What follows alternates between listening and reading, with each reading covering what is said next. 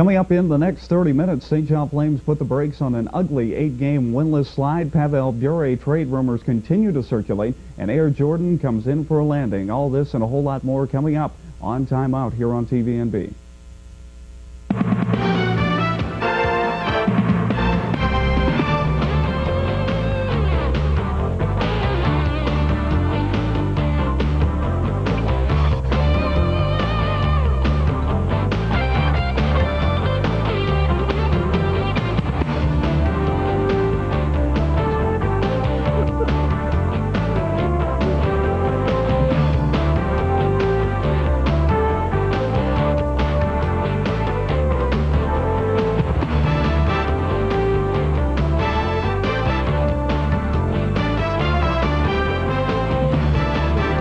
Time out here on TVNB. Certainly hope you had a great weekend. Jim Hennessy sitting alongside Barry Johnson. Barry, nice to have you here. Thank you. And we've got a lot to talk about. Thank you. You being all meek and shy. That's a different, that just kind of freaked me out there for a minute. Of course, a hot topic coming out of hockey in town here this week. St. John Flames put an end to that ugly 8-game winless slide they were on. Big win against the Lowell Lock Monsters Thursday night in front of a fairly good crowd at Harbor Station. 3-2 overtime win. Eric Landry with the winner. Of course, Landry is now out of Rick Vive's doghouse, you would think. And then Saturday night, of course, we had the playoff intensity like hockey, the Battle of Highway 7 renews itself in a real big way in front of over 5,500 at Harbor Station. Flames with a huge win. Igor Karpenko backstops.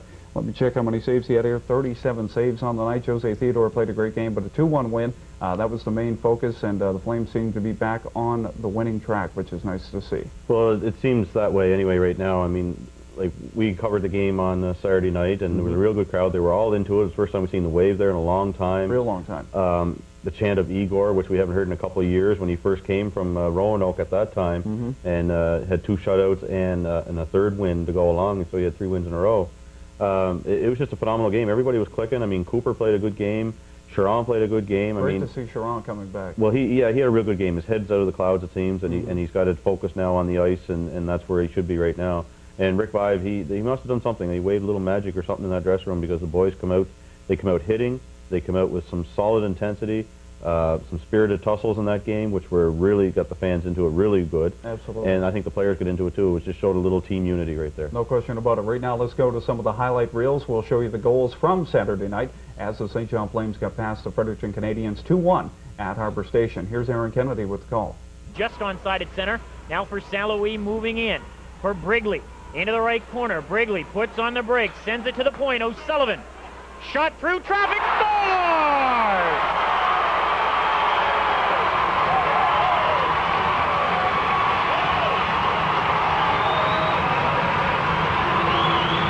Put the puck on net, and you never know what might happen. O'Sullivan was thinking about a big slapper. He just decided to sort of snap it, and O'Sullivan has his 6th goal of the season in the Flames. Have a 1-0 lead. Knocked down by Gurin. He'll carry it up ice. Ahead for King, moving in on the left side. He centers it. Gurin carries into the left corner. He'll chip it behind the net. First one in the right corner is Houle. He's met there by Pankowitz. Houle tries to get away from him. Houle moves in behind the net. Comes in front, backhand, wraparound. They score! Alexei Aloshkin forces that one past Igor Karpenko, and this game is tied at 1. Strange setup on the power play for the Flames. They put Eric Sharon, the captain, a defenseman, in front of the net. It's a place he's not used to being in the attacking zone. And back there he goes. He's a big guy. He just got cross-checked by Brett Clark. No call. St. Louis to O'Sullivan just inside the line. St. Louis cross ice for Pankowitz. Back to O'Sullivan. The shot scores!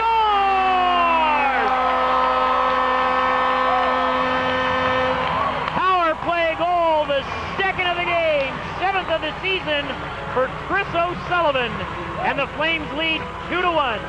That was St. John Flames forward Chris O'Sullivan with his 2nd goal of the game Saturday night against the Fredericton Canadians. Power play marker, and it proved to be the winning goal because, like we said earlier, Igor Karpenko was a house on fire. Chris O'Sullivan, a house on fire himself. 12 shots on goal, and 2 of them went in on Saturday night. So an impressive outing for Chris O'Sullivan, which has got to put a smile on the face of head coach Rick Vive and assistant Jeff Barry. Yeah, he was definitely a dominant force out there on Saturday night. He, like you say, 12 shots, which is pretty good. I mean, the average player shots on goal was 5, 2, somewhere in that area. Exactly. But to come out with 12, that's a lot of shots to fire. And I mean, he had 41 shots altogether.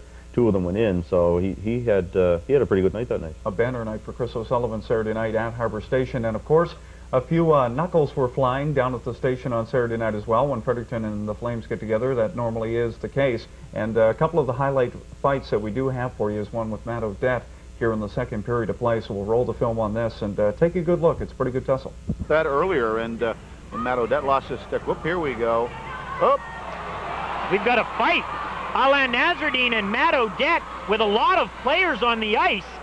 And I was writing the penalty down. I have no idea what happened here. And now Odette pounds Nazardine with a few left hands after Nazardine got the early jump. The Flames have 7 skaters on the ice, and they're being penalized. Canadians have 5 skaters on the ice, and Theodore at the bench. Might see Odette go. He's not tied down, and that could mean the end of this one for him. Well, there's some interesting wording regarding that rule. If your opponent pulls the jersey up over your head, you're not supposed to be penalized for not being tied down. It was very. I wasn't sure who it was coming at him. I couldn't really see, but boy, Nazardine really wanted a piece of Matt Odette when he was mixing it up with Blue Ant. And haven't seen that out of Nazardine, but surely showed there that he's a pretty aggressive hockey player. So what do you think? Better than the Tyson fight over the weekend? Well, Matt Odette showed about as much intensity in that as there was in the Matt Odette fight, so or in the Tyson fight, sorry. But Matt Odette showed a lot of. He was really ticked off at that because Alain Nazardine jumped him, which he wasn't really expecting, and I think it was a sucker way of doing things, and it wasn't a very fair fight. I mean, but in the end, Matt Odette, I would have to give him the clear-cut decision on that. But we had a lot of good fights in that game. The one that was kind of Matt Odette's first fight was kind of a struggle, wrestling match, trying to get the arms free and start throwing the dukes. But then Jody Shelley, well, he was just way in over his head with Dave Morissette. That was just, he went to school there with Morissette because Morissette just really put a pounding on him there. It seems that on the night, Odette really was trying to show his physical presence out there. He doesn't have any points on the year so far this season, but he's taken that role. I mean, with Thompson getting called up to Calgary, I mean, they do need a legitimate tough guy, so to speak. I mean, I know they called Jody Shelley up because they wanted his presence in the lineup with Morissette being in the Baby Habs lineup, but Matt Odette really took it upon himself to say, hey, look, Jody, I know you're here, and it's good to have you for the backup, but hey, I can go with the best of them. I would have liked to seen Odette and Morissette go. I would have liked to seen what took place there because they're 2 big boys, and it would have been interesting to see. But, I mean, we were standing at the west end of Harbor Station during the Odette fight there, the second one, and there was a fellow there that, we'll call him one of our senior members of the community, an elderly gentleman, and he was standing up there, and his arms were going, and he was having a great time. So anybody who says they don't like fighting, and I mean, everybody in that place was just, the place erupted. I mean, all 5,300 people in there just went crazy when those fights broke out. So absolutely. Whoever says fighting is a place in hockey, I don't know. They're just armchair people that just don't care. That's something we'll bring up next week. Anyway, we had a chance to talk to Flames head coach Rick Vaive, and of course, the gentleman who had a huge night for the Flames on Saturday night, Chris O'Sullivan, following the Flames 2-1 win over Fredericton on Saturday night. Here's what they had to say. Big win tonight, Rick. Your feelings on the game?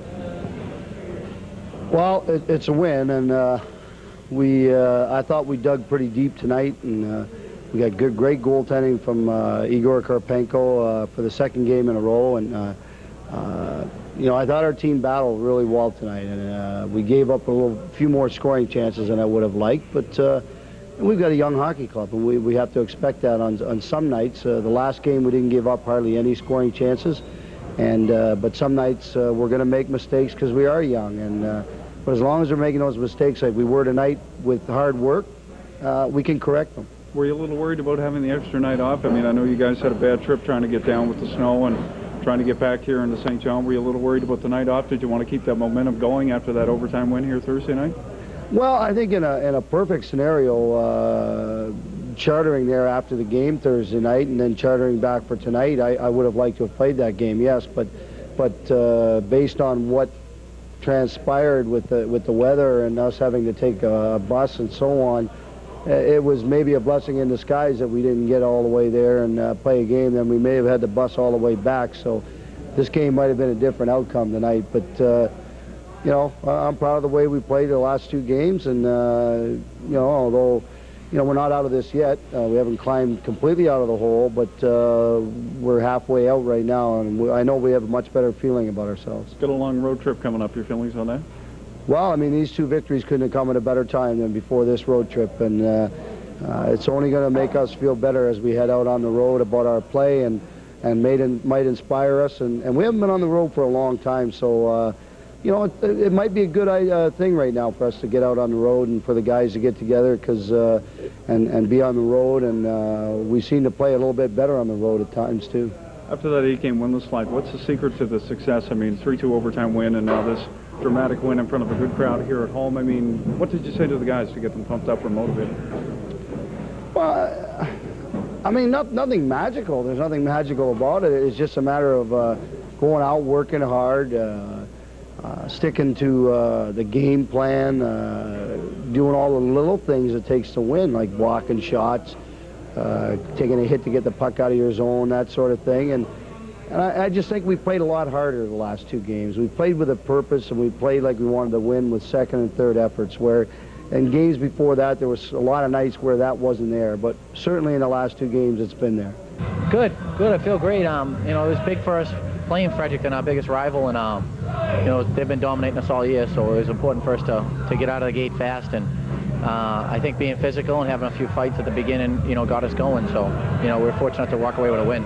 You've got 2 pretty dramatic back-to-back wins, 3-2 overtime win on Thursday night. This one, I know you guys always like to beat Fredericton, and when they come to town, it always makes it a little more interesting. So, you guys got a long road trip. How do you feel going into that? We feel good. We haven't been on the road a lot, and I think it's going to bring us together. So, you know, I personally, I like playing on the road and getting away from home. You know, we had a tough home stretch there of, you know, losing 5 or 6. So, we're playing some good teams. We're going to have to play a little better. We know that, but we're getting a lot of shots and we're getting a lot of chances. But you know, the goaltending's starting to, you know, it's been great. So I think we feel pretty good. Especially we beat 2 good teams now, Lowell and Fredericton. So you know, we got Rochester, Hamilton. So it's going to be important for us to, you know, grab a couple of victories out of this. Your comments on Igor's performance tonight? He was superb. He was fabulous, and he you know, we know what he can do. When he came up last year and had those 3 big games for us. So. You know, he makes those acrobatic saves, and you know, it gives us a lift, definitely. You know, you know, he can play the puck too, so he does a lot of good things well, and you know, that's what we're going to need to win some games. So. That's playing forward Chris O'Sullivan and head coach Rick Vive. They seem pretty positive, and why not? I mean, 8-game winless slide, all of a sudden these 2 back-to-back dramatic wins here at home before they do have to head out on the road for a long trip. So things are starting to turn around for the Flames. It looks like it anyway. Well, it's looking really good. For a while, it didn't look like there was any light at the end of the tunnel, but the light's getting a little bit brighter as time's going on right now. And it couldn't come at a better time because they're going to be heading into the All-Star break, which would be nice to go into that with a winning streak or a better record than what they've had. Exactly. And that puts them now, they're still in 4th place, only because mathematically they have 36 points, but Fredericton and St. John's are both tied for 2nd place. Exactly. So that's got to leave St. John in 4th place for now until they, you know, after this road trip, and we'll see what happens in the points.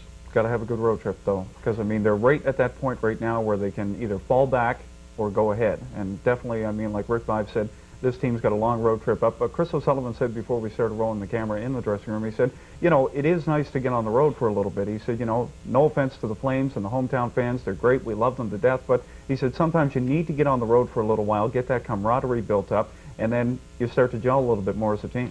Yeah, you said it right there. You gel more. You're with each other all the time. You know, you're going out. You may be having a hacky sack, kicking that around, or a soccer ball, whatever the case may be. Exactly. You know, you come together as a family, and that's the way it should have been. And they've been home now for a long time. Real long stretch. And you know, their farthest road trip, I think, was back December 19th or something like that, where they went to Fredericton. So. Exactly. You know, it's coming at a real good time, and hopefully when they come back home again to play some games back, it starts in February. I think their next home game. February 4th, I do believe. Somewhere in that area, yeah, that they'll be coming back with a positive winning record, hopefully. Well, let's certainly hope so. We wish the Flames all the best as they get ready to head out on the highway, but right now we're going to turn the page to high school basketball. And with a recap on what's been going on this past week, here is Terry Ferguson. Terry Ferguson reporting for TVNB from Kennebecasis Valley High School in a Southwest Conference League game between the Kennebecasis High Crusaders and the Oromonto High Blues. Final score of the game was 63-47, and a hard-fought defensive battle of the 4-2 teams going into the game. Now, with Oromonto being 5-2, they are in 2nd place. And it was a hard-fought game. Some statistics on the game is some rebound totals. Oromonto out-rebounded KV 35-28. turnovers, high turnover basketball game. Oromoncto with 24 turnovers, KV with 17. With me now is Ross Corbett. Ross had a great game tonight. He at the 4:04 mark, Ross, you got fouled, and you put the basket in, and a lot of emotion. It put your team up 11 points, and basically was the killer nail in the coffin for the game this evening against KV. I just thought maybe you can give me some comments here, Ross, on the performance of your team tonight. We haven't really been playing that well lately, but tonight we put it all together. We knew we could play with these guys, and like you said, it was for the 4-2 position to see who goes on. It was a close half. First half we were down. We were up by 2, and our point guard Shane Motor made the big basket to make us up by 2, and then we went in halftime. Our coach gave us some confidence, and came out second half, and we played it. Great. Basically, we're looking at the standings now as Fredericton being 6-0, putting you guys at 5-2, and KV now at 4-3. Just wondering, Ross, how you feel you guys fitting in with the provincial playdowns with the tournament only 3 weeks away for the regionals? Hopefully we'll be going over to Moncton. There's a lot of good teams over there. Moncton High, they're a strong team. We're just going to have to be able to play like we play, because when we play our best, we could beat Fredericton if we played our best, I think. It's going to be tough, and hopefully we make it up in the Aiken Center. That's great. Ross, I know you're off to Fredericton. Just wanted to thank you for coming over. Yeah, thanks a lot. With me now are the two coaches in a very, very tough fought battle. To my left is Dennis Rollins from Kennebec Valley High School, and Rob Wilson from the Oromoncto High School Blues. Gentlemen, thank you for coming over and spending some time here just to talk about the game. Dennis, I'll start with yourself. It was a tough defensive basketball game, and your shooting percentages were way down, but I just thought maybe you could give me some comments on how you felt your team played tonight. Well, I guess when you get beat by 16, you don't feel good about it. We didn't shoot the ball well. We're 8 for 38 from the floor the first half. Rob's team scored 22 out of their 30 points in the first half off second chance. So obviously we didn't do the things that we talked about doing, and stuff we're going to have to go back and work on. Rob, I mean, it was a good win for you guys. Put you at 5-2. It puts you in second place now, but it most certainly doesn't secure it up for you. You have some tough games coming up. St. Malachy's. I believe you have St. John High School again. How do you feel about tonight's game? It's definitely a good win on the road. This is a big win for us, and I'm sure Coach felt the same way. It was a game we both wanted to have. I don't know if it showed in the game. It wasn't a pretty win, but it was a win, and we'll take it. As far as what's coming, we know what St. John High is going to battle us. We got to go into their gym, which is it's really tough to play in there. They got 5 good starters. Hope to get into their bench and make it harder for them. As far as St. Max, I still think St. Max is one of the top teams in New Brunswick. Anybody that's they're missing the boat if they're not watching that team. That's a good ball team, and we're not forgetting about them at all. That's going to be a good game. Moving over just to provincially, the tournament's coming up in about 3 weeks' time, Dennis, and your team right now is in third in your division, but that doesn't mean you can't move to second. Now, if you stay in the third spot, I believe Fredericton being 6-0, you'd be in their bracket. Yeah, we would have to match up with them first thing, and nobody looks forward to that. But hey, we made our own destiny. We're going to have to live with it. Right. Dennis, yourself, what do you expect from your team here in the last 3 weeks going into the playoffs? You have your own tournament coming up here in about 2 weeks. Well, we'll use that as a building block. Hopefully we'll see Rob's team again in that tournament. There's 3 or 4 more excellent teams coming, and we just have to go back and try to correct the things we didn't do well. I mean, as you know, Terry, you've coached this game, and it's some nights it frustrates you, but hey, you just have to keep coming and keep jabbing away at it, and it'll hopefully happen. Rob, just to finish with yourself, we have 3 weeks left. What are you looking at on your team going into the provincials? How do you feel your team stacks up in the provincials? And what things do you think that maybe you have to really focus on here in the last 3 weeks? Well, we really kind of hope we get that second place, which means we can't look past St. Max and St. John. If we can secure that second place, it means we head over to Moncton. It looks like Moncton's the team over there, and I would think the way things are going right now, there's a good chance St. Max might be coming with us, and that could get really interesting over there. We know Moncton's good. We know Harrison Trimble is a good team, and I'm not too sure who's with them. But yeah, Riverview. I'm sorry, that's the squad I missed. Yeah, that's right, and so that's going to be tough. But I think I'd like to think we can go over there and be very competitive. We got to work on some boxing out. Too many second chances. Coach may not have been happy with the outcome, but I think their team had a lot of second chances and just couldn't get them to go down. They outworked us, I thought, and it was on the outcome. We were very fortunate, but we're looking forward to maybe hopefully holding that second spot and getting down to Moncton. Thank you very much, gentlemen, for taking time after a tough, hard-fought basketball game. And it's Terry Ferguson reporting for Time Out from Kennebecasis Valley High School.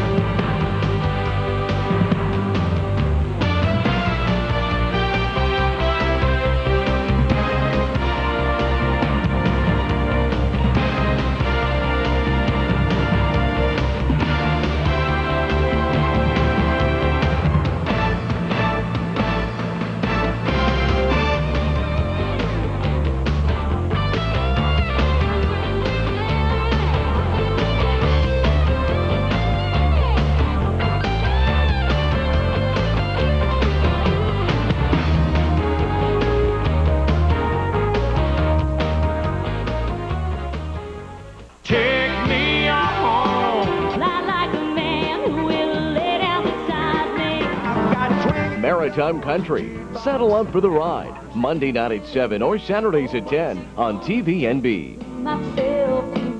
Bring the working life of New Brunswickers to the table with labor-oriented discussions.